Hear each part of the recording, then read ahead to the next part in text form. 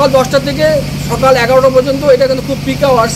এই সময় বিভিন্ন স্কুলের স্টুডেন্টরা তারা কিন্তু এই রাস্তা দিয়ে চলাচল করে, বিভিন্ন অফিস যাত্রী নিত্যযাত্রী যারা আছেন তারা এই পথ দিয়ে চলাচল করে। আদর্শ পথ হওয়া সত্ত্বেও যেইভাবে ট্রাকগুলো যত্রতত্র দাঁড়িয়ে থাকে, আমার কাছে যেটা খবর আছে যে কোনো এক্সপোর্টারদের গাড়ির টেন্ডার হবে, তারপর লিও পাবে, লিও পাওয়ার পর গাড়িগুলো তাদের বেড থেকে বের হয়ে 0 পয়েন্টে যাবে এবং এখান থেকে এক্সপোর্ট হবে। কিন্তু আমরা দেখতে পাচ্ছি সেই নিয়মকে তোয়াক্কা না করে বিভিন্ন এক্সপোর্টার তারা কিন্তু রাস্তা গাড়ি দাঁড়া করে দিচ্ছে।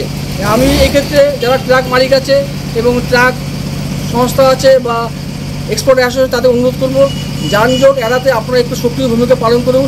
কারণ আপনাদের সক্রিয় ভূমিকায় চ্যাংড়াবান্ধা যে যানজট থেকে মানুষ কিন্তু যে নাবিশ্বাস, সেই নাবিশ্বাস থেকে মুক্ত পাবে এবং এখানকার যিনি সুবিধা প্রদানের দায়িত্বে আছেন তারও কিন্তু দায়িত্ব আছে কীভাবে যানজট রক্ষা করা যায়। এবং স্থানীয় যিনি পুলিশ প্রশাসন আছেন, মেখলিগঞ্জের পুলিশ প্রশাসন, মেখলিগঞ্জ ওসিকে অনুরোধ করবো আপনি আসুন, এসে কীভাবে যানজটটা নিরসন করা যায় সকলের সঙ্গে বসে, যাতে সুস্থভাবে মানুষ এই পথ দিয়ে চলাচল করতে পারে সেই ব্যাপারটা অবশ্যই আপনারা দেখবেন। দাদা